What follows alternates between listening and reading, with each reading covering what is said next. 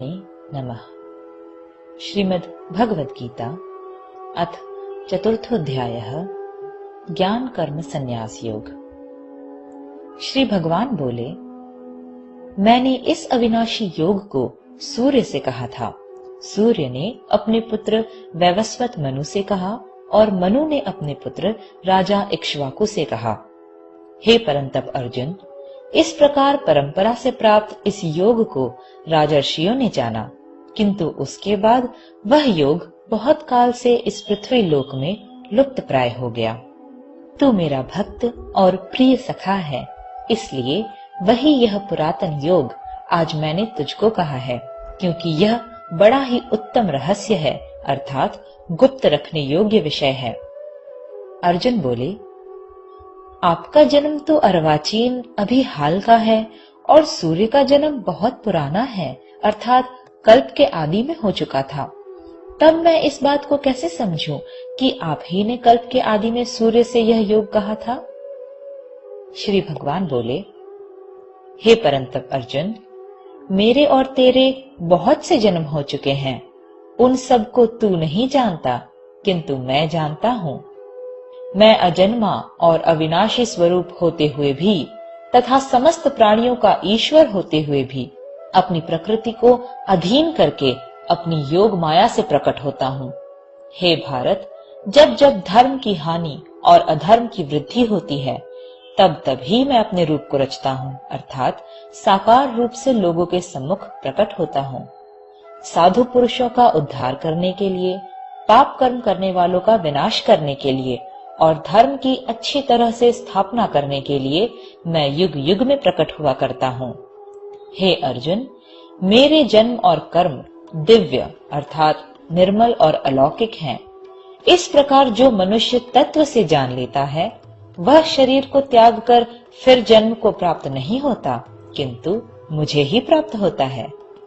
पहले भी जिनके राग, भय और क्रोध सर्वथा नष्ट हो गए थे और जो मुझ में अनन्य प्रेम पूर्वक स्थित रहते थे, ऐसे मेरे आश्रित रहने वाले बहुत से भक्त उपर्युक्त ज्ञान रूप तप से पवित्र होकर मेरे स्वरूप को प्राप्त हो चुके हैं। हे अर्जुन, जो भक्त मुझे जिस प्रकार भजते हैं, मैं भी उनको उसी प्रकार भजता हूँ, क्योंकि सभी मनुष्य सब प्रकार से मेरे ही मार्ग का अनुसरण करते हैं। इस मनुष्य लोक में कर्मों के फल को चाहने वाले लोग देवताओं का पूजन किया करते हैं, क्योंकि उनको कर्मों से उत्पन्न होने वाली सिद्धि शीघ्र मिल जाती है। ब्राह्मण, क्षत्रिय, वैश्य और शूद्र, इन चार वर्णों का समूह गुण और कर्मों के विभाग पूर्वक मेरे द्वारा रचा गया है। इस प्रकार उस सृष्टि रचनादि के कर्म का कर्ता होने पर भी मुझ अविनाशी परमेश्वर को तू वास्तव में अकर्ता ही जान। कर्मों के फल में मेरी स्पृहा नहीं है, इसलिए मुझे कर्म लिप्त नहीं करते। इस प्रकार जो मुझे तत्व से जान लेता है, वह भी कर्मों से नहीं बंधता। पूर्व काल में मुमुक्षुओं ने भी इस प्रकार जानकर ही कर्म किए हैं, इसलिए तू भी पूर्वजों द्वारा सदा से किए जाने वाले कर्मों को ही कर। कर्म क्या है और अकर्म क्या है, इस प्रकार इसका निर्णय करने में बुद्धिमान पुरुष भी मोहित हो जाते हैं। इसलिए वह कर्म तत्व मैं तुझे भली भांति समझा कर कहूँगा, जिसे जानकर तू अशुभ से अर्थात कर्म बंधन से मुक्त हो जाएगा। कर्म का स्वरूप भी जानना चाहिए और अकर्म का स्वरूप भी जानना चाहिए तथा विकर्म का स्वरूप भी जानना चाहिए, क्योंकि कर्म की गति गहन है। जो मनुष्य कर्म में अकर्म देखता है और जो अकर्म में कर्म देखता है, वह मनुष्यों में बुद्धिमान है और वह योगी समस्त कर्मों को करने वाला है। जिसके संपूर्ण शास्त्र सम्मत कर्म बिना कामना और संकल्प के होते हैं तथा जिसके समस्त कर्म ज्ञान रूप अग्नि के द्वारा भस्म हो गए हैं, उस महापुरुष को ज्ञानी जन भी पंडित कहते हैं। जो पुरुष समस्त कर्मों में और उनके फल में आसक्ति का सर्वथा त्याग करके संसार के आश्रय से रहित हो गया है और परमात्मा में नित्य तृप्त है, वह कर्मों में भली भांति बरतता हुआ भी वास्तव में कुछ भी नहीं करता। जिसका अंतःकरण और इंद्रियों के सहित शरीर जीता हुआ है और जिसने समस्त भोगों की सामग्री का परित्याग कर दिया है, ऐसा आशा रहित पुरुष केवल शरीर संबंधी कर्म करता हुआ भी पापों को नहीं प्राप्त होता।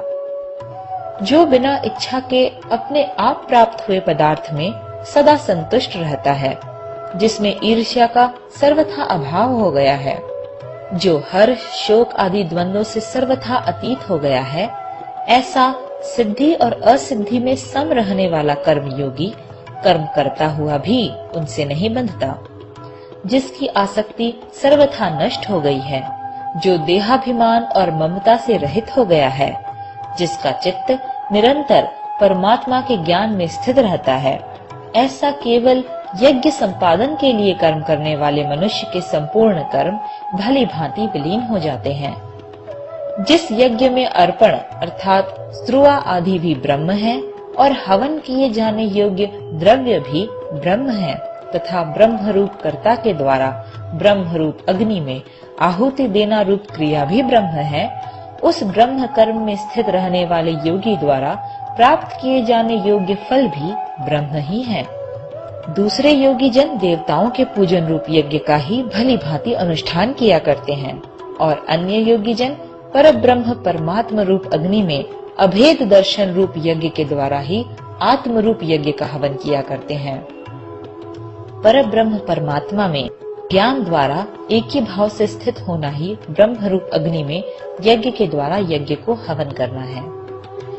अन्य योगी जन श्रोत्र आदि समस्त इंद्रियों को संयम रूप अग्नियों में हवन किया करते हैं और दूसरे योगी लोग शब्द आदि समस्त विषयों को इंद्रिय रूप अग्नियों में हवन किया करते हैं।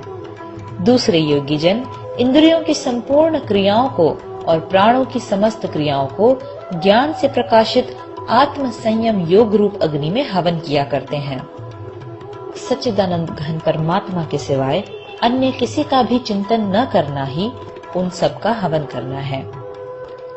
कई पुरुष द्रव्य संबंधी यज्ञ करने वाले हैं, कितने ही तपस्या रूप यज्ञ करने वाले हैं तथा दूसरे कितने ही योग रूप यज्ञ करने वाले हैं। कितने ही अहिंसा आदि तीक्ष्ण व्रतों से युक्त यत्नशील पुरुष स्वाध्याय रूप ज्ञान यज्ञ करने वाले हैं। दूसरे कितने ही योगी जन अपान वायु में प्राण वायु को हवन करते हैं, वैसे ही अन्य योगी जन प्राण वायु में अपान वायु को हवन करते हैं तथा अन्य कितने ही नियमित आहार करने वाले प्राणायाम परायण पुरुष प्राण और अपान की गति को रोककर प्राणों को प्राणों में ही हवन किया करते हैं। ये सभी साधक यज्ञों द्वारा पापों का नाश कर देने वाले और यज्ञों को जानने वाले हैं। हे कुरुश्रेष्ठ अर्जुन, यज्ञ से बचे हुए अमृत का अनुभव करने वाले योगी जन सनातन परब्रह्म परमात्मा को प्राप्त होते हैं और यज्ञ न करने वाले पुरुष के लिए तो यह मनुष्य लोक भी सुखदायी नहीं है, फिर परलोक कैसे सुखदायक हो सकता है। इसी प्रकार और भी बहुत तरह के यज्ञ वेद की वाणी में विस्तार से कहे गए हैं।